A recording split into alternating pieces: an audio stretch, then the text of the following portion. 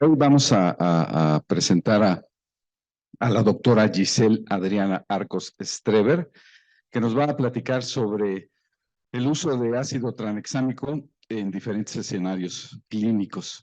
La doctora es anestesióloga, la universidad, le estudió en la Universidad Michoacana de San Nicolás de Hidalgo, o sea que es de Morelia, o por ahí.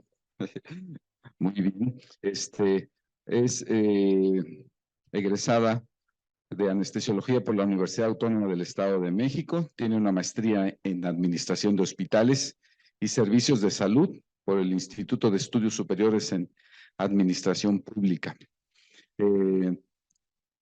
Actualmente es jefa del servicio de anestesiología del Hospital Regional en Tlalnepantla, además de ser la profesora titular de la especialidad de anestesiología, avalada por la Universidad Autónoma del Estado de México en el ICEMIM. Hoy nos va a hacer favor de hablar sobre el ácido tranexámico, el Solid Track. Así que bienvenidos a todos. Ojalá que disfrutemos la plática. Muchas gracias, doctora. A usted, doctor. Y gracias a todos por acompañarnos y espero que platiquemos un poquito de un tema que me apasiona mientras comen, entonces creo que no hay mejor combinación, ¿vale? Primero que nada, les quiero hacer una invitación a algo, si me das, yo tengo el control, disculpa. A algo que es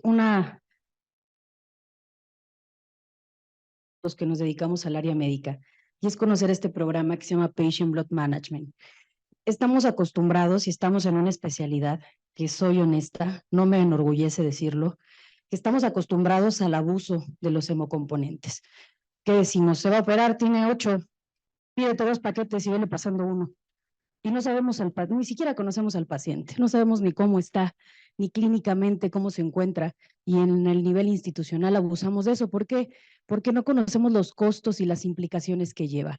Este programa no es nuevo, empezó ya hace mucho tiempo, originalmente nace en Australia. Axel Hoffman es de los primeros que empieza a hablar de esto. ¿Y qué se da cuenta Axel Hoffman cuando empieza a estudiarlo todo? Pues bueno, que más del 50% de las transfusiones que nosotros hacemos día con día a nivel internacional no están indicadas o no eran necesarias. Es decir, que sí hay un abuso de hemocomponentes, pero además de eso, dice, bueno, es que ni siquiera puedo explicar cómo se comportan los pacientes a pesar de que tengan escenarios muy similares o que el manejo sea similar, van a tener una variabilidad en su evolución. Es decir, no va a poder ser tan medible como otros manejos que le demos.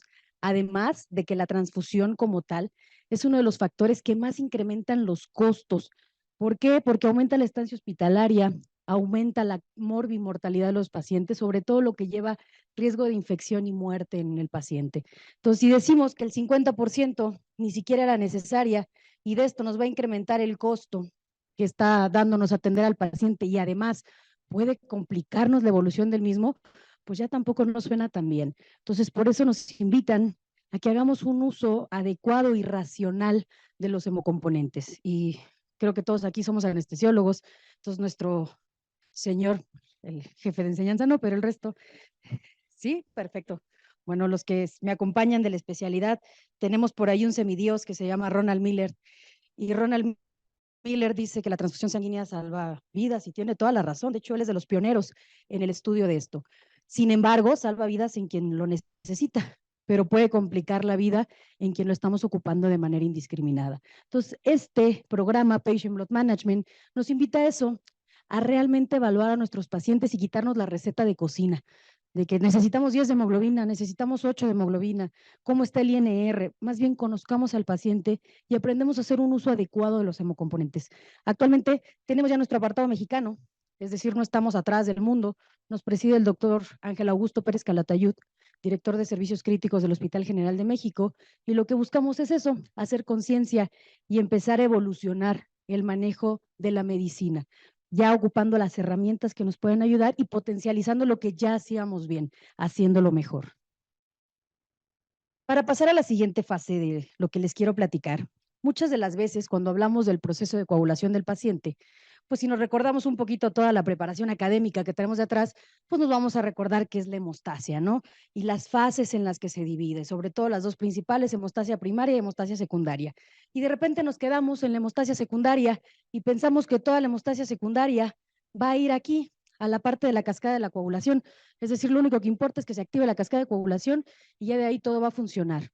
No todas las fases son importantes y hay una que está muy demeritada, que es la fase 4 o fase de fibrinólisis.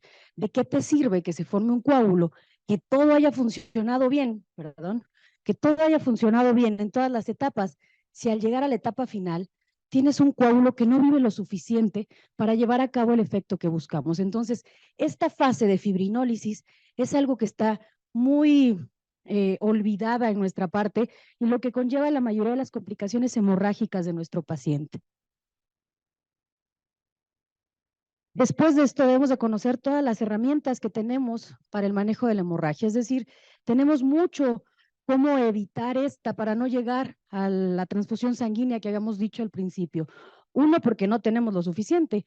En nuestro país no tenemos una cultura como tal de donación, es decir, nadie va a donar a un hospital sangre porque sí, como por altruismo. Lo donamos porque van a operar a mi abuelita, porque van a operar a un familiar, porque un conocido está pidiendo que vayamos a donar, pero creo que son pocas personas, deben de existirlas, de que van cada cierto tiempo a hacer donación. Entonces, ¿qué pasa con los bancos de sangre que no tienen la capacidad de atender a todos los que lo necesitan? ¿Y qué pasó con toda la pandemia que tuvimos? De por sí no se querían acercar a los hospitales en tiempo de COVID, pues menos querían ir a dar donaciones sanguíneas, ¿no? Entonces, todavía nuestros bancos de sangre reportan que están en un desabasto. Entonces, por eso sí vamos a tener una complicación. Y si sumamos el aumento de la necesidad médica de los pacientes por todo lo que viene rezagado por la misma pandemia, pues ya ahí la balanza se nos va a descompensar, no vamos a tener lo necesario para poder atender. ¿Cómo los vamos a dividir? Los primeros, los procoagulantes. Y me encanta esta diapositiva y siempre se las pongo porque cuando hablamos de antifibrinolíticos en todos los lugares a nivel nacional en donde me he parado, la pregunta siempre es, ¿qué tan frecuente es una trombosis? Porque voy a ocupar un antifibrinolítico, ¿qué tan frecuente es una trombosis? Entonces, con estos de acá arriba, sí debemos de tener precaución, porque son procoagulantes, como cuáles, los factores y el fibrinógeno. Posterior nos vamos a ir a los hemostáticos. Los hemostáticos lo que van a hacer es dar un cese, potencializar como tal la coagulación para poder mejorar el efecto. ¿Cómo los vamos a dividir entre los sistémicos, como los antifibrinolíticos, que vamos a hablar hoy, los agregantes plaquetarios, que ahí hay un temita, ahorita lo platicamos para que los conozcan, el etamcilato, que es el más conocido, y el dobecilato, que es el que próximamente ya tendremos más distribuido porque es más específico. Después nos vamos a ir con los mecánicos, instrumentos, ligaduras, presiones, agentes sellantes. Después nos vamos a ir a los químicos, que son los que ocupamos más frecuentemente en las cirugías de repente, porque es más factible ponerlos directamente sobre la lesión sangrante y como no son sistémicos nos dan menos miedo ocuparlo. ¿Cómo los dividimos? Pasivos y activos. ¿Qué diferencia hay? Los pasivos intervienen en la hemostasia primaria. Acuérdense, hemostasia primera, la primera fase, la fase más plaquetaria. Primero, vasoconstricción y segundo, la fase plaquetaria con sus subfases en las que se dividen. ¿Qué va a buscar? Ayudar a formar el coágulo de plaquetas, creando una matriz tridimensional donde las plaquetas se van a poder adherir y de esa manera controlar. ¿Como cuáles? Como la gelatina o la celulosa. Estos no van a tener una interacción como tal con todo lo que es la cascada de coagulación, por eso se llaman pasivos. Y después vienen los activos. Estos sí van a activar la cascada de la coagulación. ¿Y qué van a hacer? Van a ser agentes procoagulantes, pero de intervención directa, es decir, no sistémica. Entonces, ¿qué van a hacer? Ayudar a la hemostasia secundaria. Aquí sí ya a formar bien el coágulo. ¿Como cuál? Como la fibrina, la trombina o el nitrato de plata. Y actualmente se están haciendo lo que se consideran mixtos. Estos mixtos es la combinación de un pasivo con un activo, como que como si combinaran un gel foie aquí con la trombina. Entonces ya tienen un agente que va combinado. En Europa se ocupan, en México todavía no hay descritos, pero realmente se pueden hacer con la combinación directa. En esta clasificación también, en los activos, podemos introducir a los antifibrinolíticos, al ácido tranexámico como tal. ¿Por qué? Porque también va a actuar de manera local. Entonces vamos a poder ponerlo directamente sobre la lesión. Traigo aquí un conflicto con esto.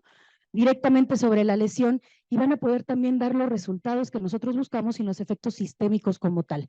Y si ustedes lo combinaran, como con el polvo de papa, por ejemplo, que es un agente pasivo, más el ácido tranexámico, estarían haciendo un agente mixto. Hablando ya de los antifibrinolíticos, que quedamos que son hemostáticos, los vamos a dividir en dos familias. ¿Cómo se clasifican estos? Primero, los primeros que existieron, los inhibidores de las proteasas. Este, sin duda, es el mejor antifibrinolítico a nivel mundial por los efectos terapéuticos que tiene. La protinina es su representante. ¿De dónde se obtiene o se obtenía más bien la protinina? Primero se empezó a hacer de tejido pancreático de los bovinos. Posterior se dieron cuenta que a nivel pulmonar también existía altos niveles de protinina y ahora digamos que hicieron un licuado con ciertos órganos del bovino y ahí se pudo obtener lo que era la proteína. Como les dije, es el que mejor resultados terapéuticos daba. ¿Cuál era el problema? Que venía de un ser vivo, como el bovino. Entonces las posibilidades de incompatibilidad con el paciente eran muy altas, es decir, reacciones alérgicas muy frecuentes, hasta el 40%. Imagínense, 4 de cada 10 pacientes en los que ustedes ocuparan a proteína podría tener una reacción alérgica y de esos el 15% era de tipo grave, choque anafiláctico. Qué padre, ya no le pides la terapia al paciente por el choque hemorrágico, pero sí pide la porque hizo choque anafiláctico. Ya no ayudamos a la evolución del paciente. Además de esto, actúa también disminuyendo el umbral convulsivo. Entonces, ¿qué pasa? Que puede incrementar las complicaciones convulsivas de nuestro paciente. Imagínense, una de las indicaciones de los antifibrinolíticos es el control de la hemorragia posparto. Pongamos un escenario de una preeclampsia y ustedes ocuparon un medicamento que disminuye el umbral convulsivo. Entonces, ¿qué les van a ayudar? Que ya no se llame preeclampsia, a que ya lo hagamos una eclampsia porque convulsionó. Entonces, tampoco ayudaba a la evolución de esto. Además de esto, se empieza a hacer una serie de estudios por la FDA a partir del año 2004 y se dan cuenta que hay un incremento de la mortalidad en los pacientes que habían sido usuarios de aprotinina. Este aumento de la mortalidad no lo encuentran ninguna variable en común más que el uso de la proteína. Entonces, ¿quién creen que tiene la culpa? Aprotinina. Entonces, 2007, la FDA decide retirarlo de todos los mercados y mandar los avisos a todas las unidades sanitarias para que ya no se comercializara. Por eso, a partir de 2012, a nivel internacional, la proteína ya no existe. Nos quedamos con la otra familia, los análogos de la lisina. Estos sí, totalmente sintéticos. ¿Qué buscamos? Pues potencializar los efectos terapéuticos y disminuir los efectos adversos. Tenemos dos representantes. Uno, el ácido epsilon aminocaproico. Este era el que más experiencia, me atrevo a decir, teníamos en nuestro país para el uso de antifibrinolítico. ¿Por qué? Porque era el que tenemos disponible, no sé si alguno de ustedes alguna vez lo ocupó, era el famoso Amicar, que venía ahí en un frasquito plástico grandote, sobre todo para cirugía de cardio, cuando nos tocaba entrar a circulación extracorpórea, el ácido epsilon aminocaproico era lo que ocupábamos. Y posterior, su hermano, son prácticamente contemporáneos, un par de años de diferencia nada más, pero sintetizado, posterior, el ácido tranexámico. ¿Cuál es la diferencia entre uno y el otro si son hermanos? La sensibilidad que tienen por el receptor, siendo que el ácido tranexámico es más sensible que el epsilon aminocaproico. ¿Qué tanto? Hasta 27 veces más sensible. ¿Qué quiere decir? Pues que se va a pegar más rápido al receptor y si se pega más rápido, acorta el periodo de acción, pero también lo hace más firme, entonces alarga su periodo terapéutico y disminuye la cantidad de fármaco libre. Y si no tengo tanto fármaco libre, también disminuye los efectos adversos. Entonces, eso llevó a que ácido tranexámico desplazara por mucho al epsilon aminocaproico. ¿De dónde surge todo esto? Estos fármacos no son nuevos y repito, como el comentario anterior, tampoco me enorgullece decirlo. Nuestro país lleva un rezago muy importante con esto, porque si platicamos de dónde surge, se van a dar cuenta que es un fármaco bastante veterano. Surgió a partir de una investigación de los años 40. Les presento a la doctora Utako Kamoto, una de mis heroínas en la vida. Es una epidemióloga nacida en Kobe, en Japón. Ella se puso a estudiar todas las causas médicas que tenían relaciones sociales, es decir, se puso a buscar y a estudiar la medicina no solo como una enfermedad, sino como todo lo que aplica en el entorno social, que creo que es como deberíamos de estudiar la mayoría de las cosas. Y sobre todo, pues estaban saliendo de una etapa muy importante, la Segunda Guerra Mundial, en donde su país quedó totalmente devastado. Y pues no habían ni recursos ni nada para atender pacientes, yo creo que la mayoría se destinaba a los heridos de guerra. ¿Qué hizo ella? Se dio cuenta que habían ciertos padecimientos que no ayudaban a una adecuada desarrollo de su país. Entre ellos se encuentra la muerte materna y se pone a estudiarla. Aparte tenía muy buen coach, acá el doctor Shosuke, su esposo ginecólogo, entonces pues imagínense quién les hizo toda la investigación del marco teórico, pues ya tenía quien le chambeara en esa parte. Entonces, ¿qué se da cuenta ella?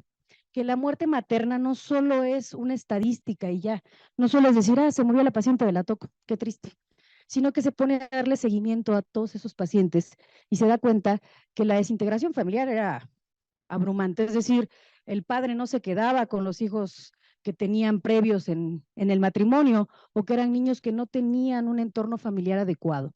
Y al no tener este entorno familiar adecuado, tenían menos acceso a la educación.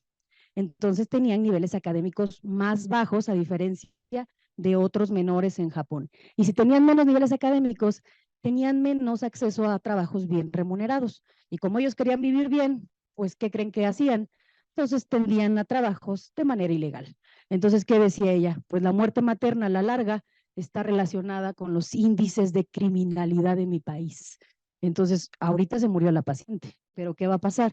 Que todo el desarrollo de mi país se puede perjudicar por esa muerte materna de hoy, ya estudiando a futuro. Entonces, ¿no se les hace un poquito conocido todo este análisis que hizo la doctora? Porque el día de hoy la OCDE lo maneja como un factor estadístico, ¿no? La tasa de mortalidad materna nos habla del nivel de desarrollo de un país y es por todo esto que esta señora inició con su estudio. ¿Qué busca ella? Pues disminuir la incidencia de la muerte materna por lo que conllevaba y por el desarrollo del país que ella buscaba. En el año 60 empieza a trabajar con el ácido epsilon aminocaproico, encontrando muy buenos resultados, disminuyendo la mortalidad únicamente con el uso del fármaco hasta en un 8% de la población en la que lo ocupa. Si el día de hoy en alguno de los estudios que nosotros llevamos o algo nos da un resultado de 8% de disminución de la mortalidad, yo creo que ahí nos quedamos, ¿no? O sea, diríamos, wow, excelente. Pues la doctora no. La doctora dijo, no se me hace adecuado. Creo que necesito un agente más potente, que me dé mejores resultados. Se pone a buscar y encuentra el aminometil ciclohexano 4-carboxiloácido. Digamos que es un estereoisómero, es prácticamente la misma formulación química que acá, que el epsilon aminocaproico, pero con diferente acomodo en el espacio, que lo hizo ser más específico hacia el receptor donde actuaban, que son los receptores de la lisina. Entonces, al hacerlo más específico, se unió más rápido y le dio más potencia, como les decía, hasta 27 veces más potente. Y de ahí, como dijeron, pues va a estar muy complicado decir aminometil ciclohexano 4-carboxiloácido. Imagínense a mitad de urgencias pidiéndolo, pues yo creo que ni acabamos de pronunciarlo, cuando el paciente ya está con una hemorragia muy notable, pues decidieron titularlo ácido tranexámico por algunas de las iniciales de la fórmula química que quedaron. En el año 62 inician ese estudio. Posterior a eso van a ver que ahí hay una laguna de tiempo muy grande, y es porque Japón es uno de los países que tienen más violencia de género a nivel internacional. Si pensábamos que nuestro país era de los principales, pues Japón también nos echa ahí la mano. Vieron que era una investigación muy importante para que fuera liderada por una mujer. Por lo tanto, deciden no darle el apoyo y dejan todo este tiempo sin los resultados que habían llevado muy buenos beneficios a la población. Es hasta el año 2010 en donde se empieza a correr un estudio, el CRASH 2. A lo mejor algunos de ustedes me dijeron que hay acá cirujanos, conocen el protocolo CRASH para el manejo del paciente politraumatizado. De ahí es donde surge todo esto. ¿Qué buscan en el CRASH 2? Apoyar las maniobras que se conocen por parte de los médicos con el expertise adecuado para mejorar las condiciones del paciente, pero ya no nada más con las maniobras, sino de manera farmacológica. En el CRASH 2 buscan disminuir también la principal causa de mortalidad de la población económicamente activa.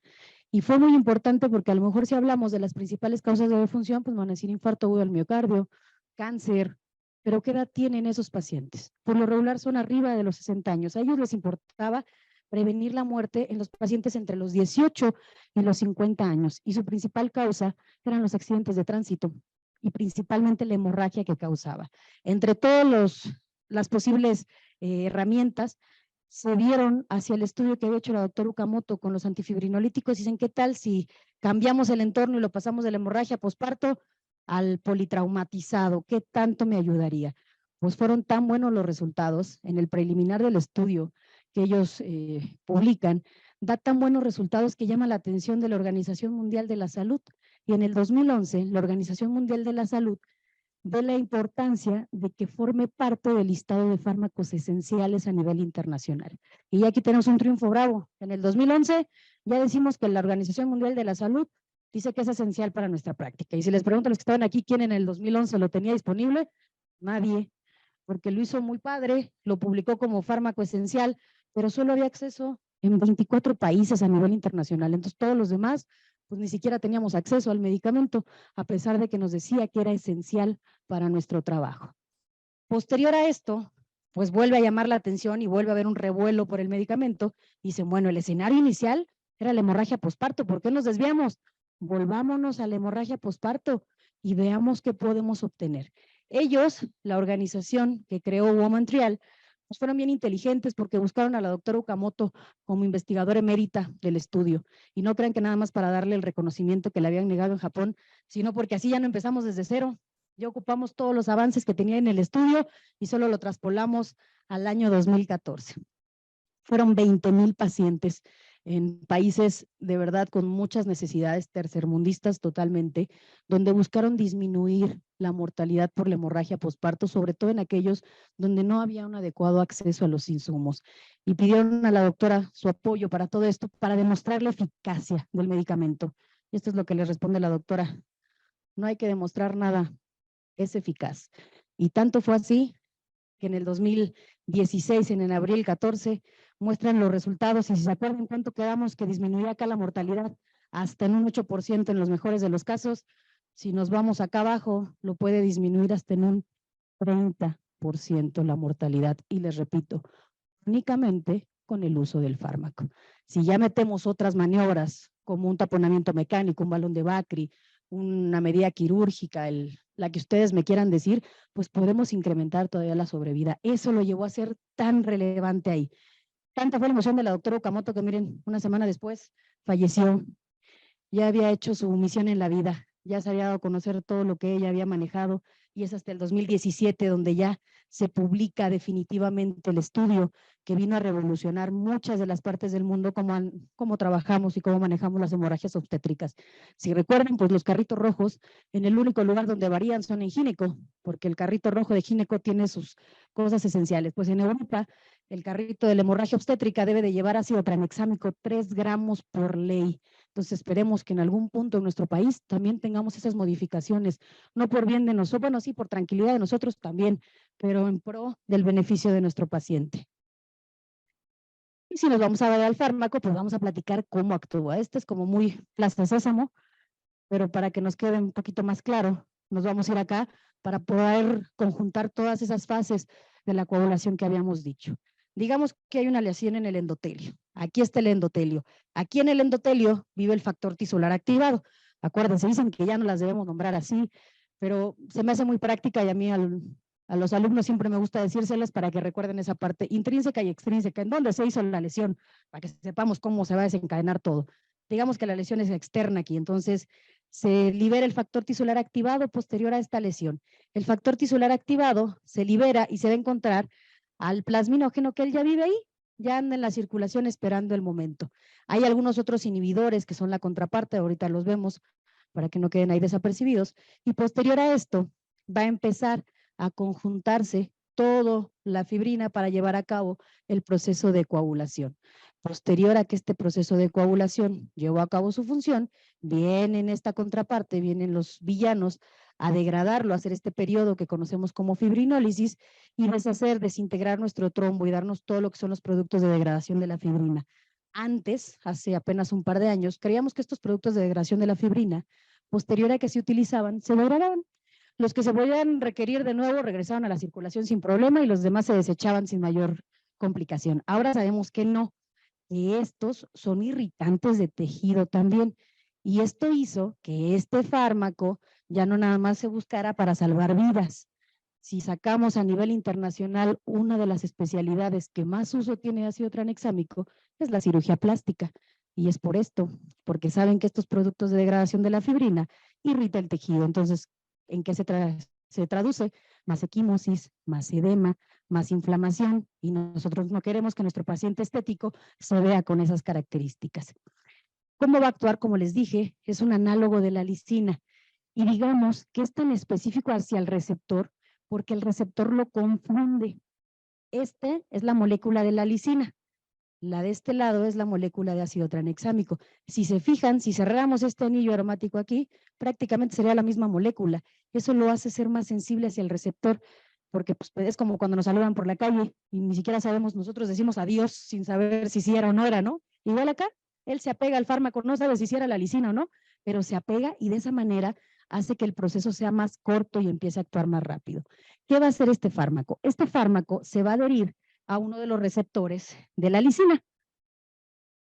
Estos se conocen como lysine binding sites, son circulares, por eso también se les puede conocer como receptores anillo, Ringles, por la forma en la que tienen. Este se va a pegar ahí y lo que va a hacer es retrasar que la fibrina se pueda pegar al complejo del trombo, retrasando la acción antifibrinolítica. Y quiero ser muy enfática en eso, retrasar. No quiere decir que la evite totalmente, porque de repente decimos, pues es que me va a hacer trombosis, porque ese coágulo nunca se va a deshacer. Claro que se va a deshacer, lo único que hace es que potencializa el tiempo terapéutico para llevarlo a cabo. Si no, imagínense, ahí tendríamos a los pacientes, aquí tengo mi trombo de recuerdo de cuando me pusieron el ácido tranexámico hace 20 años. Pues no, simplemente prolonga el periodo de vida. Y cuando empezamos a hacer todos, a profundizar un poquito en estos temas, nos dimos cuenta que en nuestra formación académica hay muchas cosas que no nos dicen. Uno, nunca le da la importancia a la fibrinólisis, nunca nos importa si ese coágulo se va a deshacer o cuándo se deshace o cómo se deshace, pero tampoco nos importa cuánto debe de vivir el coágulo. Si les pregunto ahorita, ¿y cuánto vive un coágulo para decir que funcionó? No sé, pues no sé, pero ya hice el coágulo. De que coagula, coagula, ¿no? Y por eso vinieron a revolucionarlos y tenemos ya tromboelastógrafos, Rotem, para realmente analizar la coagulación in vivo. Y si mi coágulo vive menos de 20 minutos, no sirve absolutamente de nada. Así todas las demás fases que hablamos antes sean funcionales. Si la fibrinólisis llega en los primeros 20 minutos, no llevó a cabo ninguna función. Entonces, por eso también es importante saber que viva el tiempo necesario. Antes de pasarme a esta y que no se me olvide, hay otras de las cosas que son muy importantes y que van en forma de la fibrinólisis y son mediadores. Para toda droga hay un antídoto, siempre. También acá en la parte fisiológica como tal, estos son muy importantes, los PAI o inhibidores del plasminógeno. Estos son mediadores que vienen a partir de los macrófagos y los monocitos y lo que van a hacer es regular para evitar la coagulación no necesaria. Si no, imagínense, iríamos pasando ahorita por aquí, me pego con la silla y ya me coagulé por el golpe. Entonces, esto es lo que hacen, es decir, cuándo sí y cuándo no. El PAI-1 son un mediador que todos tenemos y el que tiene mayor función y todo. El PAI-2 es algo que últimamente ha tenido como mucha boga porque es propio del embarazo. Como la definición, para que sea clara, para que exista un inhibidor del plasminógeno tipo 2, es que exista una placenta. Entonces, estos van a incrementarse y es para mantener un equilibrio. Si recordamos un poquito todos los cambios fisiológicos de la mujer embarazada, pues durante el embarazo estamos en un estado trombótico. ¿Por qué? Porque es una preparación de la naturaleza propia para frenar el sangrado posterior a la resolución del parto. Entonces, lo que buscamos es que sangre lo menos posible mi paciente. Pero ¿qué pasa si eso se descompensa? Pues a medio embarazo va a empezar con trombosis y demás. Para eso se empiezan a generar estos inhibidores del plasminógeno y sobre todo los tipo 2. Sobre todo incrementan a nivel del tercer trimestre y dicen que su nivel de seguridad son por debajo de los 250 nanogramos sobre mililitro. Y esas se cree hoy en día que son de las principales causas de las hemorragias postparto de difícil control, que cuando estos se elevan más de 250 nanogramos, son estas pacientes que no dejan de sangrar a pesar de lo que les hagamos, y que si nosotros en vez de solo pedir PP, PPP y NR plaquetas, nos fuéramos a fibrinógeno y a los PAI-2, realmente podríamos evaluar a nuestra paciente y poder determinar quién sí tiene riesgo de una hemorragia postparto que puede llegar a ser fatal.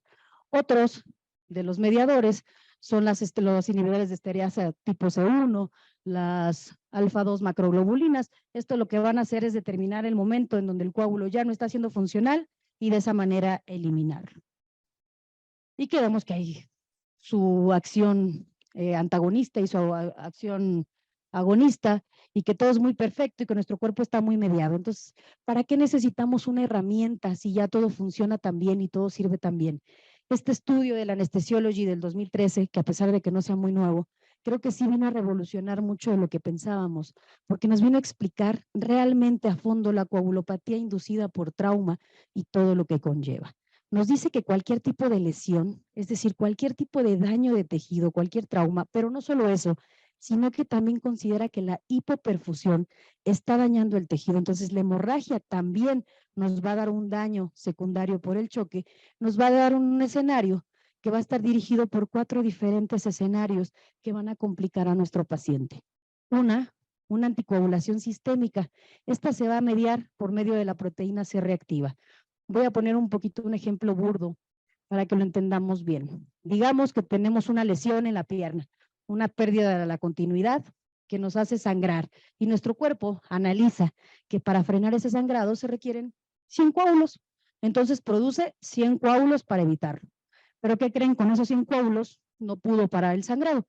Entonces, ¿qué va a pasar? Que va a decir, no, espérate, 100 coágulos y volver a hacer otros 100. Uno, no tengo todos los componentes en la sangre de manera indeterminada todo el tiempo para poder hacer acción de ellos, pero también alguno de ellos me puede complicar. Entonces ya no te produzca 100, ya nada más produce 80 para poder ir mediando todas las sustancias que yo tengo y para evitar que esto vaya a ir complicando. Es decir, cada vez va a haber una subactivación más notable del proceso de coagulación, cada vez va a producir menos coágulos que va a llevar a cabo pues que el sangrado no se pueda controlar.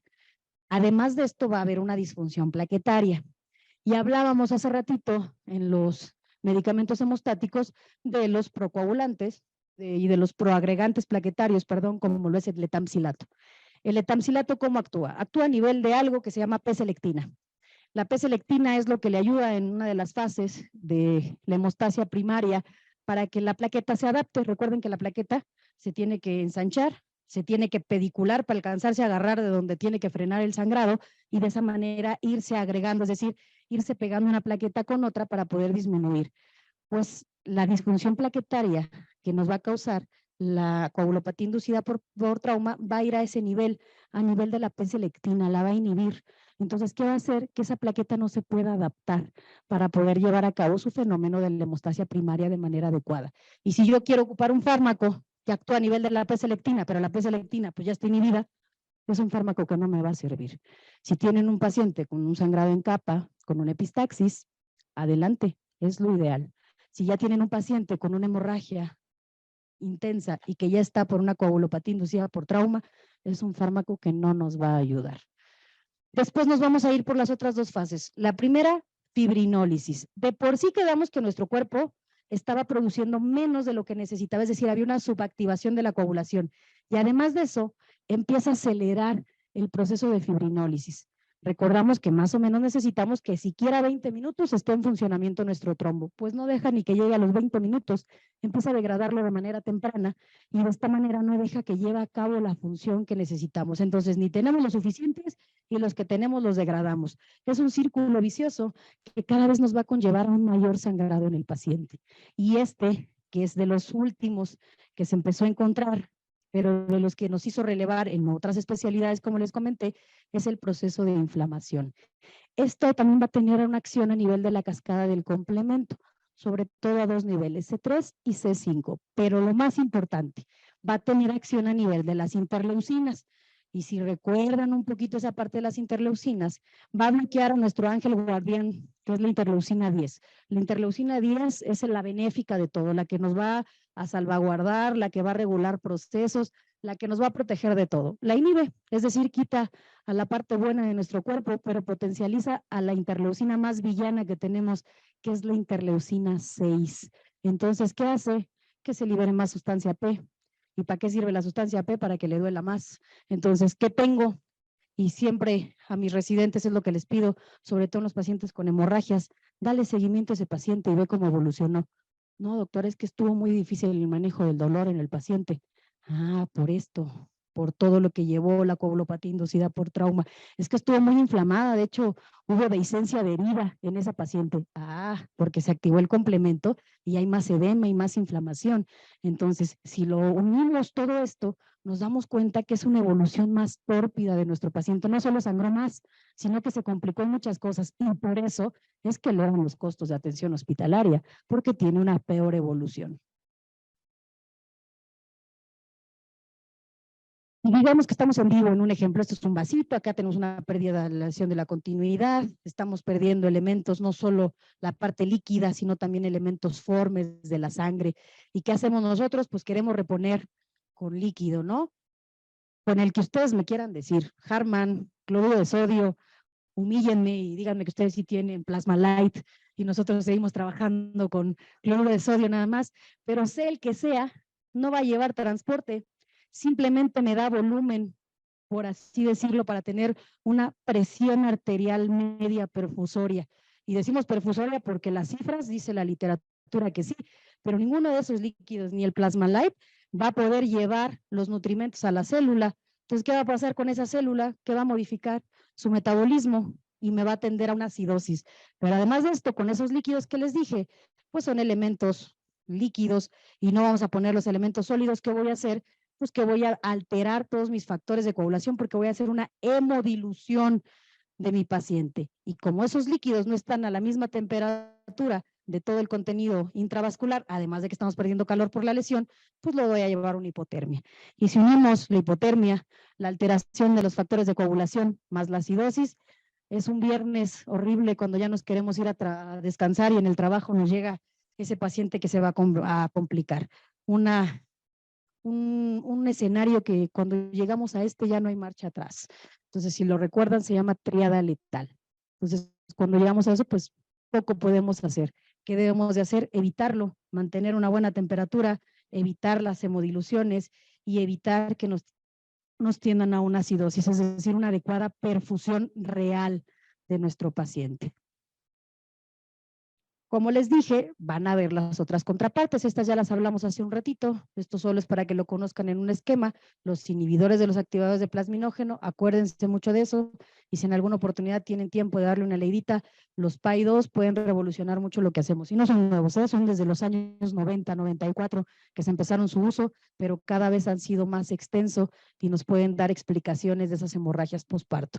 Y los finales que nos llevan a degradar o decidir cuándo el trombo debe de morir, alfa-2 antiplasmina, alfa-2 macroglobulina. Y estas sustancias son las que después nos explicaron que sí pueden ser las mayores irritantes de tejido, es decir, las que nos pueden dar más equimosis, más inflamación, más todo en nuestra paciente. Trombospondina, laminina, fibronectina y el fibrinógeno. También se considera un irritante de tejido. Hablando del ácido tranexámico, y ya que conocimos un poquito y entendimos cómo actúa y demás, pues vamos a conocerlo más a fondo. Va a tener un comportamiento tricompartimental por su método farmacológico que necesita. Va a tener una vida media de 2 a 3 horas. Posteriores a que ustedes lo administren de manera intravenosa, va a tener un pico máximo. Va a subir a tener los mejores efectos terapéuticos 20 minutos posteriores a que ustedes lo aplicaron. Ojo, no quiere decir que del 0 al 20 no funcione, simplemente hay una subactivación. A partir de los 3 minutos, los efectos benéficos del medicamento se van a empezar a notar. Pero en el momento cúspide, donde vamos a tener todos sus mejores efectos, van a ser a partir de los 20 minutos. Posterior de ese pico máximo, va a descender y va a formar una meseta terapéutica. La meseta terapéutica es esto, la vida media. ¿Cuánto tiempo va a vivir ese medicamento, con los mejores efectos? Y va a ir de 2 a 3 horas. Posterior a 3 horas empieza a decrecer hasta llegar a 0 y perder todos sus efectos terapéuticos. ¿Cuándo pasa eso? Entre 6 y 8 horas. Si ustedes lo tuvieran que dosificar ya con horario, va a ser cada 6 a 8 horas por ese mecanismo de acción. Va a atravesar el humor acuoso en un 10% de la dosis que ustedes ocupen. Digamos que pusieron 1 gramo, 1000 miligramos. 100 miligramos van a atravesar el humor acuoso. Y acuérdense de eso bien, porque uno de los efectos adversos tiene que ver con esta parte. El ácido tranexámico se excreta por vía renal sin una biotransformación extensa. Entonces, ¿qué va a pasar en los pacientes con cualquier tipo de daño renal crónico? ¿vale? Porque de repente decimos, no, pues si tengo un paciente con trauma, la mayoría hacen daño renal agudo, entonces no lo voy a ocupar, no. Daño renal crónico es donde sí está determinado. ¿Qué va a pasar con ellos? Que se van a tardar más en poderlo eliminar. ¿Qué necesitamos? Pues que esto se va a alargar y necesitamos alargar también los periodos de dosificación para dar menos dosis y que alcance el cuerpo a poderlo eliminar. Va a atravesar la barrera placentaria. Y digamos que hablábamos de hemorragia posparto, pues no hay ningún problema, ya sacamos el producto. Pero imagínense en una politraumatizada gestante o en una cirugía no obstétrica de la paciente obstétrica, ¿qué va a pasar? Que va a frenar la comunicación de la nutrición entre la madre y el producto, porque va a formar un coágulo aquí. ¿Y qué dice la literatura? Que tenemos un 92% de posibilidad de pérdida del producto. Prácticamente es una sentencia. Si el beneficio supera el riesgo, es decir, pues hay alto riesgo de que la madre fallezca, salvemos a la madre, pero si no, valoremos bien que el producto seguramente se perderá. Atraviesa la barrera hematoencefálica y al principio lo vieron como un efecto adverso y después dijeron, imagínense que hubiera un sangrado intracraneal. Ah, sí los hay, el subaracnoideo. Y si ocupáramos este fármaco en hemorragia subaracnoidea, pues podría ser funcional. Y de ahí se modificó uno de los estudios y se hizo un estudio específico para disminuir la mortalidad en los pacientes con hemorragia intracraneal. Permanece en la saliva durante 30 minutos y a lo que es relevante este punto es que se absorbe bien por mucosas. Por eso es que les decía al principio, ya un hemostático también que se puede ocupar in situ y de tipo activo es el ácido tranexámico, porque lo pueden poner en cavidad, pueden poner intralesional, pueden infiltrarlo y va a tener efectos porque se absorbe de manera adecuada para su uso. Para la lactancia materna, la concentración sérica es de una centésima parte de la dosis sérica a comparación de lo que atraviesa la lactancia, por lo cual la FDA la considera adecuada para la paciente lactando. Y la mayor concentración del ácido tranexámico se va a ir a 3 órganos, pulmones, riñones y sobre todo hígado. Y eso nos hizo ser parte del protocolo del trasplante hepático. Si alguien por acá alguna vez ha tenido el gusto de estar en un trasplante hepático, pues son 12, 16, 18 horas de estar viendo y cambiando volúmenes sanguíneos circulantes constante. El uso de los antifibrinolíticos en este nivel no quiere decir que no vayamos a transfundir. Lo que buscamos es transfundir lo menos posible. Donde más tenemos ahorita experiencia, que está desarrollándose mucho, que es el grupo que trabaja en Centro Médico Nacional La Raza con el doctor José Cruz, que tenemos el gusto de trabajar con él, pues de tener 30 uso de hemocomponentes en total en un trasplante hepático, llegar a este último y haber ocupado únicamente 12, pues decimos, ya lo disminuimos a menos de la mitad. Pues ya en lugar de gastar 30 en un solo trasplante, pues ya nos gastamos 24 y podemos hacer 2. Entonces podemos optimizar también ese recurso. ¿Cuáles son sus reacciones adversas? Reacciones por sobredosificación son muy pocas. No hay relatadas como tal en la literatura alguna. Y esto es por la ventana terapéutica que existe. Más o menos, dependiendo del tipo de cirugía y lo que ustedes quieran conseguir, vamos a ocupar dosis de entre 10 y 20 miligramos por kilo de peso en nuestro paciente. Si nos vamos a cirugía cardíaca con circulación extracorpórea, nos vamos a ir hasta 50 a 100 miligramos por kilo de peso. Y la dosis letal 95, que se conoce el ácido tranexámico, es de 173 miligramos por kilo de peso. Es decir, tenemos un buen margen y eso ha llevado a que haya pocos datos de sobredosificación, pero sí podemos tener algunos efectos adversos. ¿Como cuáles? A nivel del sistema nervioso central, hasta el 50% puede producir dolor de cabeza. Y esto se debe a que se acuerdan que atravesaba la barrera hematoencefálica, produce irritación meningia. Entonces, eso es lo que conlleva el dolor de cabeza. No se espanten, no es nada del otro mundo. A todos nos ha dado ese tipo de irritación meningia, como cuando nos echamos unas copitas hoy y al otro día nos duele la cabeza. Igual, que se necesita un analgésico nada más. Tan seguro es que para los abordajes nasales, para la neurocirugía, se puede instilar directamente ácido tranexámico. A lo mejor ahí el sangrado no va a ser tan abundante, pues sangró 20 mililitros, ¿para qué ocupas un antifibrinolítico? Para la visibilidad del cirujano. Si yo tengo la fosa nasal como un charquito lleno de sangre, puede ver menos y se le complica más la cirugía porque se va a tardar más. Entonces se ocupa para mejorar la visibilidad del neurocirujano y se aplica directamente sobre las meninges sin mayor problema. A nivel respiratorio es un medicamento histaminérgico, entonces puede producir síntomas nasales, como cuál, prurito nasal, porque también puede segregar IgE, también constipación nasal se ha referido. gastrointestinal, náusea, vómito, diarrea, dolor abdominal y musculoesquelético, como dolor de espaldas, artralgias, inclusive fatiga. Yo creo que todo esto viene como parte de la ley de la FDA, COFEPRIS o la sociedad que ustedes me digan a nivel internacional. Todos los fármacos deben de llevar esto. Los que sí nos preocupaban eran los de este lado. Y nos preocupaban porque ya habíamos tenido un fármaco que nos había ilusionado con sus efectos terapéuticos tan agradables como era la aprotinina, hasta que empezamos a conocerlo bien. Entonces queríamos compararlo para que no nos fuera a pasar lo mismo que con la aprotinina. ¿Recuerdan? Disminuía el umbral convulsivo. Aprotinina, hasta el 40% de los pacientes predispuestos podían convulsionar. Ácido tranexámico, menor al 1% de la población, es decir, podemos contar un margen de bioseguridad para su administración. Reacción alérgica a protinina, que damos, viene de tejido de un ser vivo, del bovino, tanto del pulmón como del páncreas del bovino. Entonces, hay grandes posibilidades de incompatibilidad y reacciones alérgicas tan altas como hasta del 40%, y de estas 15% de tipo choque anafiláctico. Ácido tranexámico, la reacción alérgica fue menor al 1% y fue de tipo leve o moderada, es decir, prurito, urticaria, nada más, nada que no mejorara con un poquito de hidrocortisona. Lo que sí llamó la atención fue la discromatopsia. Y se acuerdan que se iban a acordar de algún punto que atravesaba el humor acuoso. Entonces, ¿qué pasa? Da una hiperexcitabilidad a nivel de los bastones, que lo que va a hacer un cambio de la percepción de los colores. ¿No pone en riesgo la vida del paciente? No, pero sí la calidad de vida de los pacientes. Hay reporte de 8 casos a nivel internacional que se les ha dado seguimiento, todos sin ningún tratamiento específico, porque no existe como tal algo que pudiéramos mejorar. Si no, imagínense todos los pacientes daltónicos que ya estarían agradeciendo el tratamiento de la discromatopsia, pero sí con mejoría parcial a los 4 y 6 meses posteriores a la aplicación. ¿Qué piden los fabricantes a nivel internacional cuando ocupamos ácido tranexámico?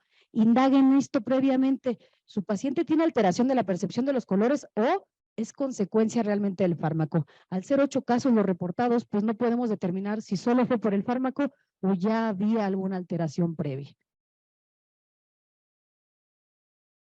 Hablando de los estudios, aquí nos vamos a ir un poquito más rápido para ya no aburrirlos, pero hablando de los estudios que nos pueden dar las bases o las referencias adecuadas para su uso, ya medio se los mencioné, fue el estudio que vino a ponernos otra vez en el panorama al ácido tranexámico, es el estudio CRASH-2. Es un estudio multicéntrico, aleatorio, doble ciego, comparado contra placebo, con todas las limitantes que puede tener como estudio con ese comparativo y limitantes éticas al compararlo contra placebo, ¿verdad?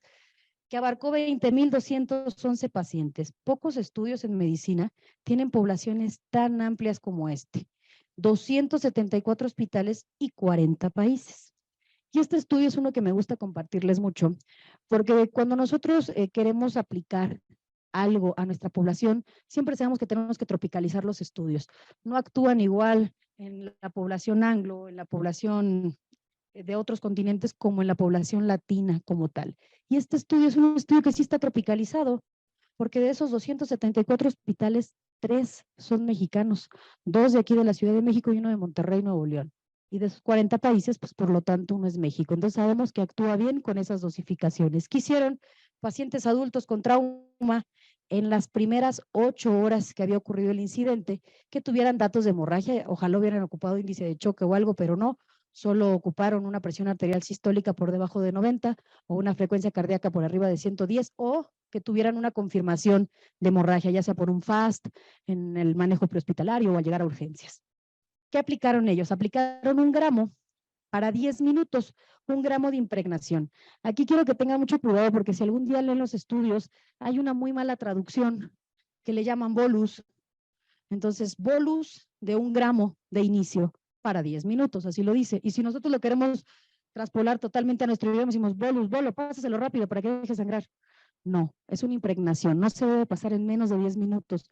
Recuerden que es un medicamento histaminérgico y que produciría vasodilatación periférica. Y ustedes tienen un paciente que está sangrando y está hipotenso, y vasodilatémoslo y nos vamos a poner la adrenalina al 1000. Hay que pasarlo lento, no menos de 10 minutos. Y posterior una impregnación de 1 gramo para 8 horas. ¿Qué encontraron al realizar este estudio?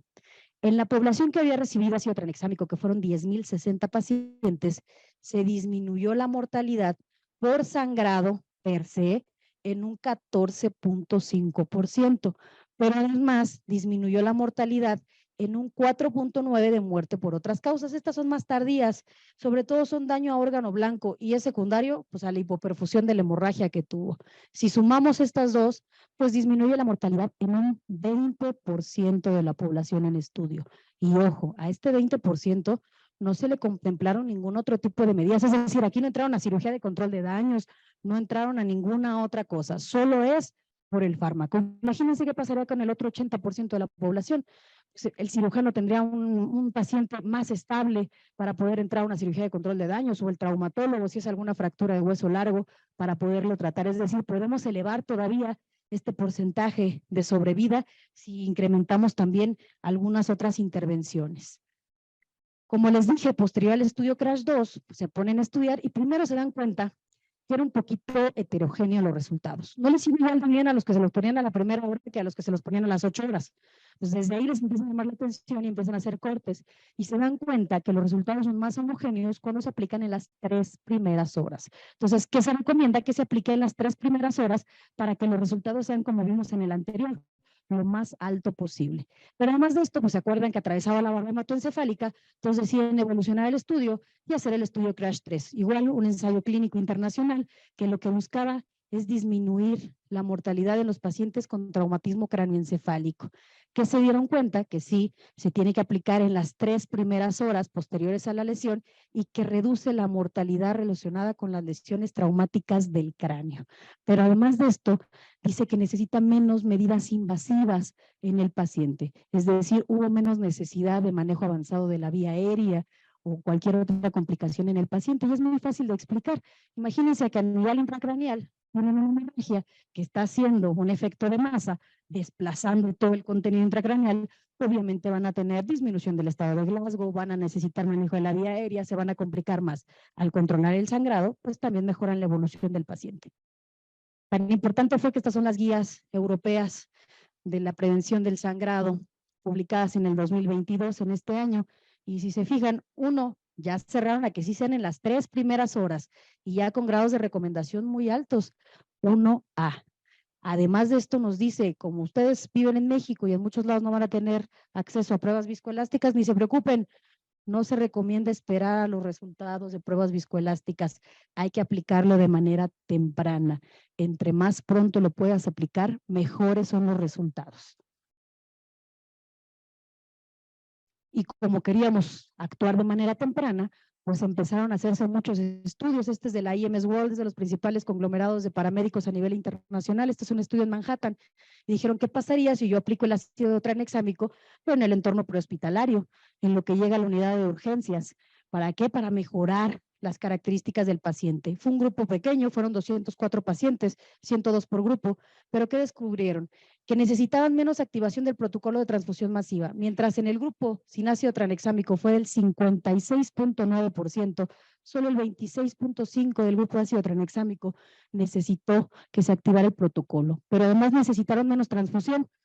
El 39.2% de los que sí se transfundieron con ácido tranexámico requirió menos de 2 hemocomponentes, mientras que solo el 18.6% requirió más de 2 hemocomponentes, es decir, también disminuyó la necesidad y no solo quedábamos por los números, entre menos transfundamos también menos posibilidades de efectos adversos tenemos. ¿Qué les llamó la atención? Que no hubo relación con eventos tromboembólicos o con aumentos de la mortalidad en sí de los grupos, es decir, se considera un fármaco seguro para su aplicación. Esto es la hemorragia postpartum. Estas cifras ya las saben y a lo mejor ustedes de repente van a decir, cada día nos enfrentamos a pacientes obstétricas más complicadas y en este año yo creo que todos, tanto en la parte privada como institucional, hemos tenido más casos. ¿A qué se debe? Fue el COVID, porque ya todo es culpa del COVID, ya saben, ahora me duele la rodilla y es porque me dio COVID, todo culpamos al COVID. ¿Qué pasa acá? Y no, es porque incrementó notablemente en México el número de nacimientos. En 2020 hubo un registro de 1.629.000 nacimientos, mientras que aquí está el efecto pandemia. Miren, en 2021, 2.133.000 nacimientos. Obviamente, al tener un mayor índice de nacimientos, vamos a tener un mayor porcentaje, no porque sea mayor el porcentaje, sino que es mayor la cifra que estamos recibiendo y por eso vamos a ver pacientes más graves. Y si hacemos un estudio a nivel internacional, pues cada 10 minutos fallece una mujer por hemorragia postparto. Imagínense, en pleno 2022, cada 10 minutos a nivel internacional que fallezca una mujer con todo lo que conlleva a nivel familiar y social, creo que tenemos que tener armas para manejarlo. Este es el estudio Woman del 2014, igual multicéntrico, aleatorio, doble ciego, contra placebo, únicamente 21 países, a diferencia de los 40 del anterior, 20,000 pacientes y 190 y tantos hospitales. Alcanzo a ver aquí muy bien. En este no les voy a mentir, no se hizo en México. El principal continente que otorgó a las pacientes es África. Nigeria es el país que más lo dio. Y les voy a dar el concepto que dan los autores del artículo. Primero, les voy a explicar de qué trata y ustedes me dicen si podrían haber participado. Yo desde este momento les digo que yo no hubiera sido buena para ser parte de ese estudio, al menos no en mi entorno.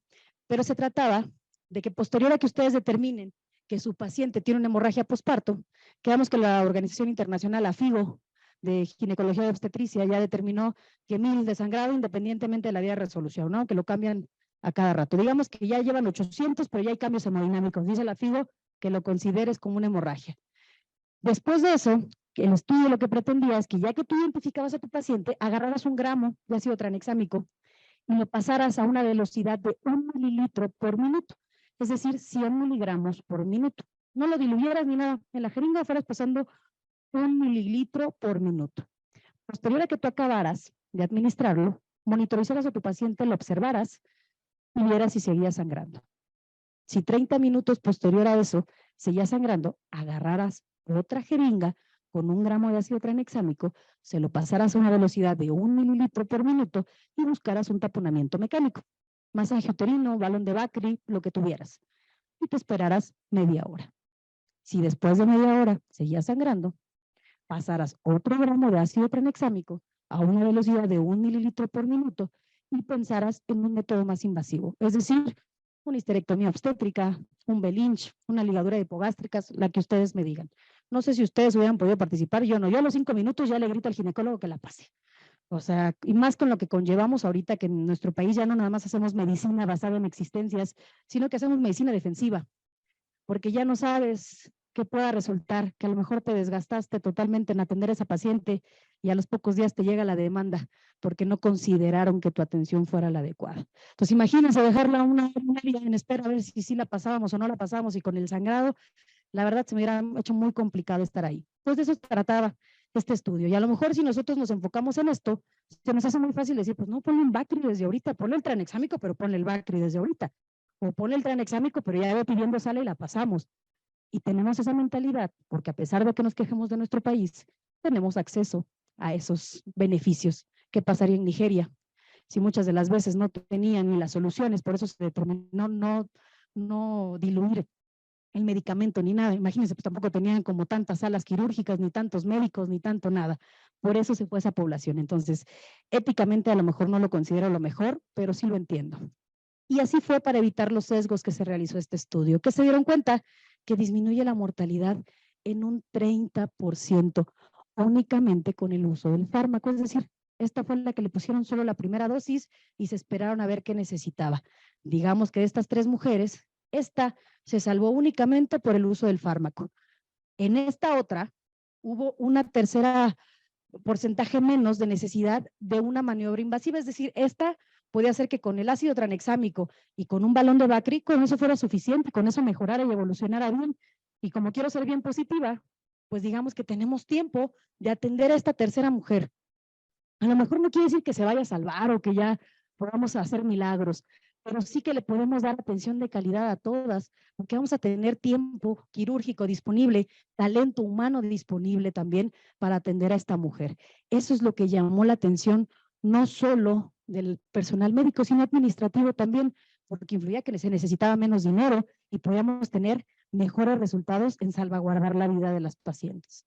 Y si no le creen al Woman 2017, esta organización, no sé si les suene, Organización Mundial de la Salud, decide hacer su publicación invitando al uso del ácido tranexámico para el tratamiento de la hemorragia posparto, que te dicen aplícala en las 3 primeras horas y aplícala independientemente de a qué se debe el sangrado. No, pues es que dejé al interno que atendiera el parto y pues la epicio le quedó toda mal, pero ahorita rehago el epicio. No te preocupes, tú ponle el ácido tranexámico y después descubre qué fue.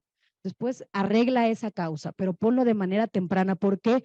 Porque no queremos que caiga en una coagulopatía inducida por trauma. Por eso queremos actuar de manera temprana. ¿Qué nos dicen? Aplícala igual a una velocidad de 1 mililitro por minuto, es decir, 100 miligramos por mililitro para pasar en 10 minutos y posterior a 30 minutos reevalúa. Prácticamente lo mismo que nos había dicho Woman. Y si no le creen a la Organización Mundial de la Salud, vámonos a la FIGO, Federación Internacional de Ginecología y Obstetricia, marzo del 2022. Es una publicación de este año y que nos dice, se debe administrar ácido tranexámico tan pronto como se diagnostica la hemorragia, ¿eh? No hay que retrasar nada, pero hay que evaluar las 3 primeras horas, es decir, si están en las 3 primeras horas, reiniciamos nuestro tratamiento, pero hazlo lo más temprano que tú puedas. ¿Y qué nos dice? Que se han dado cuenta que la asociación del taponamiento uterino mediante balón, es decir, el balón de Bakri, más el ácido tranexámico, tienen un aumento de la sobrevida hasta del 70%. Entonces, ¿qué quiere decir? Que nuestro balón de Bakri tiene que venir acompañado de ácido tranexámico para darle esos beneficios. Y si tampoco le creen a la FIGO, pues vámonos a las guías de práctica clínica, que se considera buena praxis. Digo, no voy a meter las manos por las guías de práctica clínica, no se me hacen perfectas, son perfectibles totalmente, pero ya decidieron en la actualización de noviembre del año pasado incluir el ácido tranexámico, que nos los estaban quitando. Y platicando con las personas que elaboran las guías de práctica clínica, me dicen, es que no se metían en las guías de práctica clínica porque en el país no había ácido tranexámico. Si no las incluíamos tampoco lo iban a ver. Entonces, en noviembre del 2021 deciden incrementarlo y como nos conocen a nosotros los mexicanos, lo único que hacen es que acortan el tiempo, te dicen, no te esperes media hora, dale 15 minutos, y en 15 minutos no jala, repite tu dosis. Pero de ahí en fuera nos dice lo mismo, que se aplique en las 3 primeras horas de iniciado el evento y con niveles de recomendación altos. Es decir, el uso del ácido tranexámico en la hemorragia posparto, legal, no saben cómo ayuda. Hay una infinidad de artículos que se han hecho, no únicamente para la parte de trauma o para la parte de la hemorragia posparto, sino que han hablado de los beneficios que pueden tener a nivel quirúrgico. Este artículo nos habla de la disminución del sangrado en la cirugía abdominal, que no sea hepática, con el uso del ácido tranexámico. Y nos dice que el sangrado realmente disminuyó de manera notable con el uso del ácido tranexámico. Por lo tanto, también disminuyó la necesidad de los hemocomponentes y la evolución. Pero lo más importante, no da un impacto en la incidencia de tromboembolias en nuestro paciente. Entonces, nos da la seguridad también de utilizarlo. Este es otro, que es lo que está más nuevo y lo que muchos nos gusta hacer al conocer el fármaco, y es manejar el fármaco como un hemostático ya de manera tópica, es decir, poner el ácido tranexámico directamente en la lesión sangrante. En esas coles que quedó el lecho sangrante, podemos aplicarlo de manera directa. Esta es un metaanálisis con una revisión de artículos hasta el 31 de mayo del 2019, en donde concluyen, después de 71 ensayos, donde fueron 7,539 pacientes, que redujo la incidencia de transfusiones de sangre sin ningún evento adverso notable asociado al ácido tranexámico en adultos sometidos a cirugía. ¿Qué era lo más notable de esto? Que necesitábamos menos dosis que la dosis intravenosa para que actuara directo y que no hay reporte de efectos sistémicos, es decir, actúa más a nivel local, lo cual dio seguridad también para su uso.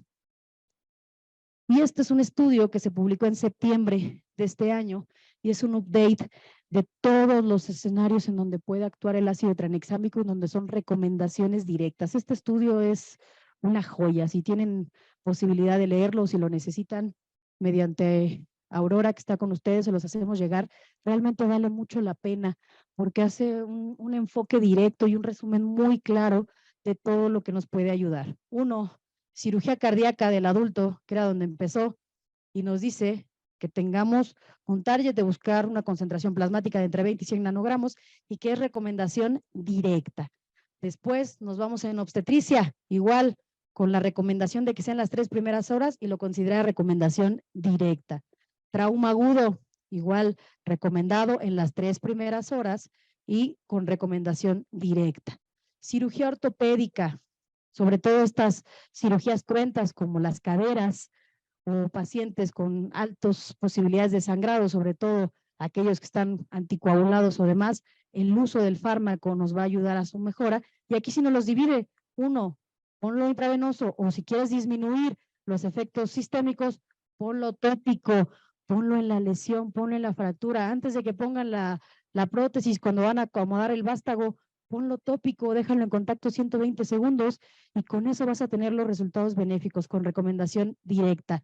Neurocirugía, todavía está en estudio, se ha estudiado en traumatismo craneoencefálico moderado y ruptura de aneurismas. No hacen recomendación directa porque tienen que ampliar todavía más, pero sí hay recomendación de uso. Cirugía pediátrica, igual de 10 a 30 miligramos por kilo de peso y que no pasemos de los 2 gramos como dosis máxima para llegar a una concentración plasmática de entre 20 y 70 nanogramos. Y cirugía cardíaca pediátrica, esta sí recomendación directa, mantenerlo dependiendo de la edad del menor para mejora y disminución del uso de hemocomponentes. Y quiero cerrarles con esto. Yo sé que ustedes tienen muchas herramientas que cuando estamos nosotros en la parte institucional, pues no tenemos acceso, pero que sí debemos de conocer, porque creo que esto es el futuro, que ya pronto será pasado y tendremos herramientas más nuevas, pero hay que conocer un tromboelastógrafo, hay que aprender a trabajar con pruebas viscoelásticas y hay que saber la importancia de cada cosa, porque hay muchas cosas que estudiarle un coágulo y no solo que se haga y ya. Para empezar, hay que saber qué tan rápido se hace un coágulo, qué tan rápido se desencadena todo el proceso para frenar. Y esto es esta curva, bueno, esta recta que se considera la primordial, se conoce como R, y es el tiempo que se necesita desde que se causa la lesión para que el proceso de coagulación inicie. ¿Qué pasaría si esto se tarda hasta acá atrás, posterior a los 30 minutos y demás? Pues que tenemos algo que no está desencadenando como tal el proceso de coagulación. Puede ser fibrinógeno, aquí podemos determinar la concentración de fibrinógeno para actuar y ya actuar más dirigidos por metas como tal, o a lo mejor un concentrado de protrombina que desencadene todo esto. Posterior, ¿qué tan fuerte es mi coágulo? ¿Qué tanta fortaleza está teniendo? Y esto es esta, que es la amplitud máxima. ¿Qué tan ancho es mi coágulo para que pueda actuar? ¿Qué pasaría si este fuera muy delgadito, como si fuera un tubo de ensayo? Diría que no tiene la adecuada firmeza y eso se puede deber a 2 cosas. Uno, igual, fibrinógeno, entonces volvemos a lo mismo, tenemos que conocer el fibrinógeno de nuestros pacientes. O 2, las plaquetas, que son las grandes desconocidas de la circulación. Siempre hablamos del número plaquetario, ¿no? Sí, doctora, tiene 150,000 plaquetas, está perfecta. Ya que tú lo pasas sangre en capa, dices, pues bueno, ¿qué pasa con esas 150,000 plaquetas? ¿Y qué pasa cuando te presentan al paciente de 80,000 plaquetas y lo pasas y dices, ¿le sangran las encías? No. ¿De epistaxis que he tenido? No. Lo están operando y no sangran. Dices, bueno, son 80,000, pero muy funcionantes, que no analizamos porque no existe ningún estudio específico que nos habla de la funcionalidad de las plaquetas. ¿Qué pasa en los sépticos? Tienen 800,000 plaquetas y no por eso no coagulan perfecto, ¿eh? Muchos de ellos tienen muchos problemas de coagulopatía porque son 800,000 plaquetas no funcionales. Pues aquí sí nos habla de cómo funcionan. Si está muy flaquito, tenemos un coágulo débil que no funciona. ¿Qué necesitaríamos? Si conocemos la concentración de fibrinógeno y es normal, pues ahí sí administrar plaquetas para apoyarlo. Y lo último, y en donde nos vamos con esto, que es lo relevante, ¿qué tanto vive mi coágulo? ¿Qué pasaría si el tiempo de reacción es normal? Si la amplitud máxima es normal, pero se empieza a degradar de manera temprana, eso se conoce como LY30 o LY60, dependiendo del equipo. ¿Cuánto tiempo se tarda en que venga toda la cascada de la fibrinólisis y se degrade? Si este es menor de 30 minutos, pues quiere decir que no es adecuado, que realmente tenemos un estado de hiperfibrinólisis. Y aquí nada más les comparto un poquito de lo que vivimos y en cómo lo hemos ocupado. Hemorragia posparto. Paciente de 19 años, gesta 1, que decidió atenderse en un medio particular, en una clínica, en un lugar cercano a la parte norte de la Ciudad de México, ya del estado, no sé si le suene por allá, se llama Cuautitlán. Ahí decidió atenderse la paciente. Fue en el 2020 donde ella decide atenderse en un hospital privado, en una cliniquita, pues por miedo a ir a un hospital que podría tener COVID. La atienden, su cesárea es a las 8 de la mañana, tiene una niña, a las 9 de la mañana la pasan directamente a su cama, ya ven que en estas clínicas ni siquiera un área de recuperación hay, la pasan directamente a su cama, la dejan con su marido y a las 2 de la tarde su marido se acerca con enfermería para decirle que su esposa está muy dormida, que no se despierta, que no ha querido comer y que la ve somnolienta. La enfermera dice que lo que necesita es pararse a caminar para que se despierte y ya mejore, ¿no? Al acercarse a la paciente le intentan poner en pie y se dan cuenta que la cama está totalmente manchada de sangre y que viene una hemorragia al intentarla parar. Como saben, a lo mejor algunos tienen alguna experiencia de repente que nos ha tocado ir a alguna clínica así, pues no siempre están los médicos tratantes ahí. Hay algún médico general que dejan de guardia o algo así. En lo que localizan al médico encargado de la paciente, esto pasa a las 2 de la tarde, llega a las 5 de la tarde, puede entrar, revisarla, intentan parar el sangrado, por lo que comentan, intentan con un balón de Bacri, no lo logran y deciden meterla a quirófano. Entra a las 10 de la noche, le dicen al esposo que van a ligar unos vasitos, supongo que una ligadura de hipogástricas. Posterior salen a las 12 de la noche y le dicen que no se logró conseguir parar el sangrado y que van a necesitar quitar el útero. A los 19 años, gesta 1. Pues lo hacen una histerectomía, pero no deja de sangrar. Posterior a eso, pues ven que el caso es muy difícil, deciden empaquetarla y mandarla al hospital en donde trabajo. Es un ICEMIM, hagan de cuenta es un ISSSTE, pero del Estado de México, en Tlalnepantla. Llegan, la dejan en el área de urgencias, pues no se quedó ningún médico acompañándola, únicamente la dejaron y se fueron. Al pasarla, pues una paciente con datos claros de choque, un índice de choque, si no mal recuerdo, era de 1.8. En ese momento, cuando llegó con nosotros, la metemos a quirófano, traía pues hicieron una compresión según con las compresas, intentaron empaquetar con 2 compresas que nadaban en un hemoperitoneo. Esto que ven ahí es el sangrado que tuvo con nosotros, nada más. ¿Cuánto sangró en la cesárea? No sé. ¿Cuánto sangró en la histerectomía? No sé. Le pusieron sangre, según el marido, no la conseguían porque la estaban intentando conseguir en algún lado y no la conseguían.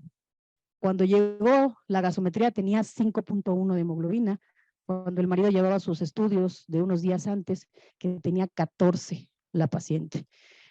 Decidimos, pues lo que hacen ellos es hacer nuevamente un empaquetamiento. Ya tenía histerectomía, ya tenía todo, ¿qué más le hacíamos? Le empaquetan y de alguna manera, no voy a hablar bien de mis ginecólogos porque pues es una relación tóxica. Los quiero y los odio a la vez, entonces siento que lo hicieron muy bien, hicieron su chamba de manera adecuada. Empezamos la impregnación de ácido tranexámico desde que venía entrando a quirófano la primera dosis. Y de ahí entramos en un problema, en una disyuntiva ética. Nuestro hospital fue centinela COVID. Nosotros solo veíamos COVID. Y todo lo plus, ya saben, la cole COVID, la apéndice COVID, la cesárea COVID, el atropellado COVID. Pero ella no. Ella se había hecho una prueba negativa, ya ven que las clínicas lo pedían un día antes para poderla atender ahí, porque estaba en el pico máximo de la pandemia. Entonces íbamos a meter a una terapia donde iba a estar con 10 pacientes más positivos al COVID, que estaban sobreinfectados, ya saben, con Acinetobacter, Klebsiella, Pseudomonas, lo que ustedes quieran. Con todo lo que ya había sucedido con ella, no lo sentimos propio y decidimos trasladarla a la unidad materno-infantil del estado de Toluca, al Mónica Pretelini. La trasladamos con el grupo Relámpago, estuvo intubada 6 días. En el trans nosotros aplicamos 2 gramos de ácido tranexámico únicamente. De ahí transfundimos 4 hemocomponentes durante el trans. La última gasometría 7.8 de hemoglobina cuando la trasladamos en el helicóptero. La pudieron extubar a los 6 días. De ella estuvo en piso 5 días.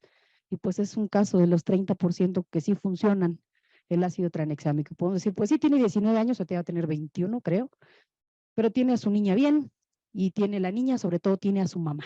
Entonces vale la pena todo lo que pasó, pues por los beneficios que puede tener esa familia. En esta no va a tardar, es una histerectomía, una paciente hepatópata. Entonces, con unos tiempos bastante alargados, pero además de esto, pues la paciente, como le gustaba complicarnos la vida, A negativo. Entonces tenía 8.4 de hemoglobina y A negativo. Entonces, ¿qué decidimos hacer? Impregnarla. Con ácido tranexámico mejoramos un poquito el INR, llegó en fin de semana, ya saben que en fin de semana se dedican a mejorar condiciones para que el lunes se pueda operar. Entonces el lunes la metemos ya con un INR de 1.1 y esto fue el sangrado. Prácticamente la mayor del sangrado fue en base a la pieza quirúrgica, más que otra cosa. Otro de los pilares de Patient Blood Management es la tolerancia a la anemia. ¿Qué hicimos con esta paciente? Nunca nos dio cambios hemodinámicos, siempre estuvo bien, no elevó lactato, no hizo ningún cambio, por lo tanto ni siquiera la transfundimos. Salió con 7.9 de hemoglobina, ¿sí? Pero hemodinámicamente estable y que mejoró y que se pudo ir de alta 48 horas posteriores. Esta es otra paciente. Esta paciente es renal, por lo tanto, pues tiene entre sus sangrados uterinos anormales y la enfermedad renal, pues eran 6.4 de hemoglobina, que tenía unos tiempos decentes de coagulación, no tenía mayor problema, pero sí andaba botando de un lado a otro porque pues no, nadie quería pasarla con esa hemoglobina ahí. Se le transfundió únicamente un hemocomponente previo a la cirugía, una paciente muy delgadita, fueron 500 miligramos que se le aplicaron de impregnación, 50 y tantos kilos pesaba, si no mal recuerdo, pero además de eso, el resto del ámpula de 1 gramo se le instiló directamente. Esto es algo que a mí en lo personal me gusta trabajar mucho con mis quirúrgicos, ponerlos directamente, porque mejora también la coagulación in situ. ¿Cuánto sangró? Pues realmente, creo que no le tomé foto aquí, pero fue mínimo. El útero era muy pequeñito, realmente por pieza quirúrgica no era tanto, y en general no excedió de los 300 mililitros. Con el único hemocomponente que pusimos antes, salió con hemoglobina de 7 punto y tantos, es decir, la mandamos en mejores condiciones de cómo nos llegó. Esta es otra, este es un traumatismo cerrado de abdomen, un paciente en motocicleta que estaba en periférico y que tuvo una lesión directa en el abdomen. Lo que les intenta mostrar el cirujano es que algo ahí como que no se ve normal, ¿no? Como que para estar en el hígado se ve algo raro. Llegó a urgencias, hipotenso, se le hizo un FAS que daba datos de líquido libre y dijimos, trauma cerrado de abdomen, hipotenso, joven, pues vaso. Entonces vamos a impregnarlo con ácido tranexámico y lo subimos a quirófano, al piso para entrar a quirófano.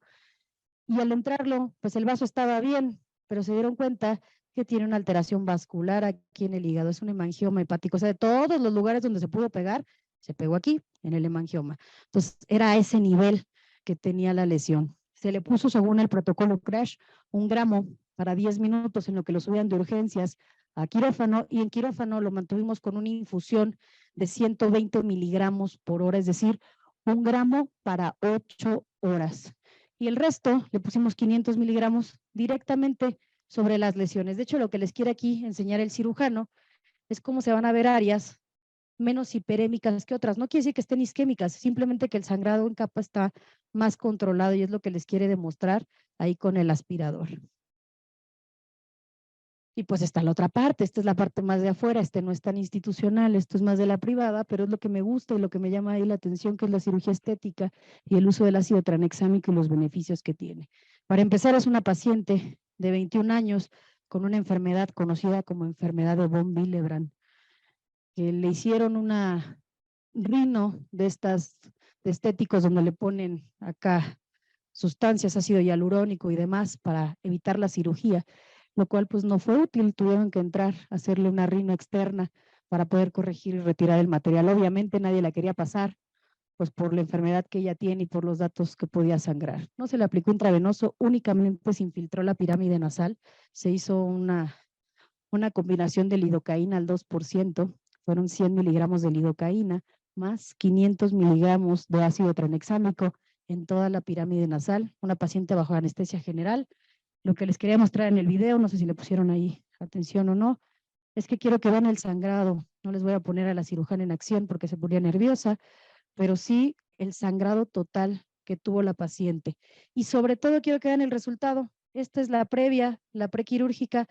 Estas son 4 días posteriores a la cirugía. No hay equimosis, no hay inflamación. De hecho, hicieron cambio de férula únicamente para que pudiéramos ver la calidad con la que había quedado ahí, porque le pusieron injerto óseo aquí en la pirámide nasal, pero realmente los resultados fueron muy buenos. Tanto que un año posterior operamos a su hermana y lo primero que dijo su mamá, quiero que le pongan lo mismo que a mi otra niña, para que no se inflame ni se ponga morada. Entonces, hasta los pacientes sí lo pueden notar. Y otro es la blefaroplastía, esta es una inferior y superior.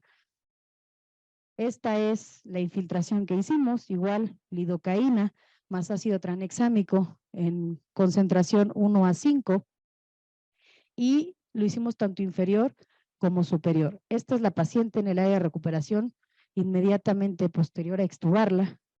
Esta es la misma paciente a los 4 días posteriores a la cirugía y esta es la paciente 7 días posteriores a la cirugía, que ya ni tiene costra ni nada y realmente no tuvo mayor problema. Tanto así que el manejo del dolor lo hicimos únicamente con paracetamol.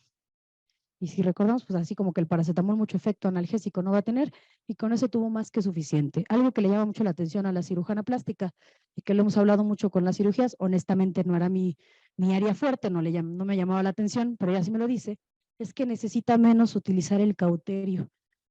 El electrocauterio, sobre todo en la cara, no le gusta porque los resultados estéticos sí le modifican. Entonces, el no tenerlo que ocupar porque tiene un campo limpio, le ha llamado la atención para poderlo ocupar en todo lo que es la cirugía de rostro.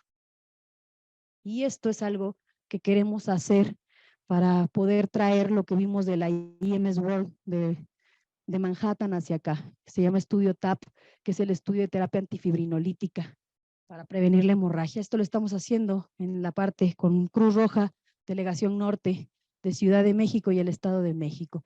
¿Qué hacemos? Aplicamos 1 gramo de ácido tranexámico en el paciente antes de llegar al área de urgencias. Estamos ocupando nuestro Solutrax y hemos tenido hasta el momento de febrero a la fecha que iniciamos nuestro estudio, al día de hoy, 68 pacientes con una mortalidad de 2 de esos 68 pacientes.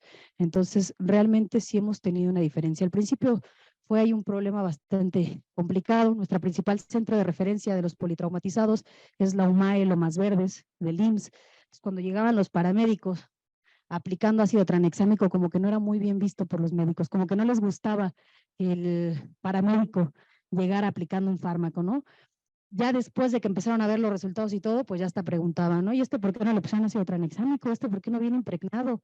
Y eso que estábamos acortando a solo una dosis, es decir, solo 1 gramo, porque en el IMSS, en ese momento cuando empezamos, todavía no tenían el acceso al fármaco. Y ahora sí, ¿cómo lo vamos a ocupar? Vamos a dividirlo en 3. Voy a hablar desde la primera y de la última, y en me voy a ir un poquito más lento, que es la más complicada. Manejo crítico, paciente de urgencias. Nos vamos a basar en el estudio CRASH. Vamos a poner 1 gramo de carga para 10 minutos, ya sea que lo diluyan y lo pueden diluir en la solución que quieran, no cristaliza con nada. Solución fisiológica, cloruro de sodio, glucosa, plasmalite, lo que ustedes quieran. Solo no lo combinen con manitol. Manitol es con lo que sí no debemos de combinar. Vamos a poner 1 gramo para 10 minutos y 1 gramo en mantenimiento para 8 horas, es decir, 120 miligramos por hora. Dosis total en paciente politraumatizado, 2 gramos. Profilaxis quirúrgica. Aquí se supone que mi paciente viene en las mejores condiciones y demás. Entonces, ¿qué vamos a hacer? Solo dosis ponderal, 10 miligramos por kilo de peso. ¿Cuánto tiempo es el tiempo en donde llega a sus efectos máximos? 20 minutos. Entonces, ¿cuánto lo aplican antes? Aplíquenlo 20 minutos antes de la cirugía para que ya estén en esa meseta terapéutica con los mejores efectos del medicamento. Pacientes pediátricos, sabemos que tienen un componente mayor de agua, podemos elevar hasta 20 miligramos por kilo al día. Y pacientes geriátricos no necesitan ajuste de la dosis a menos que tengan daño renal. Acuérdense que el 95% se excreta por el riñón sin biotransformación. Pacientes con daño renal crónico, hay que hacer ajustes, pero no de dosis ponderales. La dosis ponderal sigue siendo la misma, 10 miligramos por kilo de peso. ¿Qué vamos a hacer? Separar las dosis. Vamos a darle chance a ese riñoncito a que alcance a eliminar. Si está en un estadio temprano, solo cada 12 horas. Si ya tiene sustitución de la función renal, es decir, ya está en un código 5, ya solo aplíquenlo cada 48 horas. La buena noticia que de manera profiláctica, yo solo una vez he ocupado una dosis, además de la inicial, una dosis subsecuente. Todas las demás únicamente con la dosis inicial ha sido más que suficiente. Ginecología, les digo, esta nos vamos a ir acá porque es un poquito más compleja. Ponemos 1 gramo para 10 minutos. Recuerden que la FIGO, la OMS, las mismas guías de práctica clínica te dicen que si no lo quieres diluir, no lo diluyas, solo pásalo a 1 mililitro por minuto para que te tardes 10 minutos en pasar los 10 mililitros. Pero si son como yo y se desesperan y no van a poder estar cada minuto pasándolo, diluyan en la solución que quieran. Lo único que no queremos es que lo pasen en bolo. Acuérdense, histaminérgico, vasodilata. Paciente con sangrado, no queremos que vasodilate. Entonces, pásenlo lento nada más. Posterior a eso, reevaluamos a los 10 minutos, a los 30 minutos. Si el sangrado continúa, aplicamos la segunda dosis. Pero esta segunda dosis ya tiene que ir con un taponamiento mecánico. Aquí es donde ya empieza el Bacri o masaje uterino o lo que tengamos a la mano. ¿Qué pasa si después de pues el sangrado sigue, pero ya no es intenso, ya está más o menos controlado y hemodinámicamente está estable? Podemos poner una infusión como el estudio CRASH y llevarla para 8 horas únicamente para mantenerla de manera adecuada. ¿Qué pasa si después del balón de Bacri y la segunda dosis de ácido tranexámico ya el sangrado es escaso y nada más es un pequeño sangrado en capa o algo que no pueda conllevar a más? Igual pueden aplicar el gramo en infusión para 8 horas. ¿Qué pasa si con estos 2 gramos no se detuvo el sangrado ni está ya ligero, sino que sigue un sangrado intenso? Nos vamos a la tercera. Aquí, perdón, no es O, es más. Es 1 gramo para 24 horas, que es lo que vamos a hacer como dosis máxima en hemorragia posparto. 3 gramos para 24 horas, pero este tercer gramo tiene que ir acompañado ya de medidas más invasivas. Aquí ya es donde va a entrar la etapa quirúrgica. ¿Qué quieren hacer? El ginecólogo, que es el del expertise, es el que lo va a decidir. Si hace ligadura, si hace Belinge, si hace histerectomía obstétrica, lo que quiera hacer, él lo va a decidir con la tercera dosis de esto, ¿vale? Y esto es del estudio CRASH, pero se los quise compartir. Es un medicamento que a lo mejor no lo vamos a tener para todos los pacientes, que sí tiene un amplio margen de uso, pero que sí lo tenemos que tener a la mano. 1, administración inmediata disminuye hasta el 70% de incremento en la supervivencia del paciente. Es decir, si lo aplican en la primera hora que pasó, la supervivencia es muy alta. Y por cada 15 minutos posterior a la primera hora que ustedes retrasen su aplicación, disminuye el 10% de supervivencia. Por eso dicen que después de las 3 horas el beneficio es muy poco. De hecho, es controvertido. Que si me preguntaran que si yo fuera la que se lo van a poner, así sea el 1% más de posibilidad, pónganmelo. Me merezco ese 1%. Pero mejor hagámoslo en las 3 primeras horas para evitar que algo se pueda complicar y darle esta ventaja a nuestros pacientes. ¿Sale? Y lo único que quiero cerrar, administración lenta. No por pasarlo más rápido va a ser más bueno, ni van a detener más rápido el sangrado, simplemente van a complicar más por la vasodilatación del paciente. Y si en algo les puedo ayudar, les dejo mi correo personal. Si algo de literatura necesitan, platicar o lo que sea, con mucho gusto, ahí estamos para acompañarlos.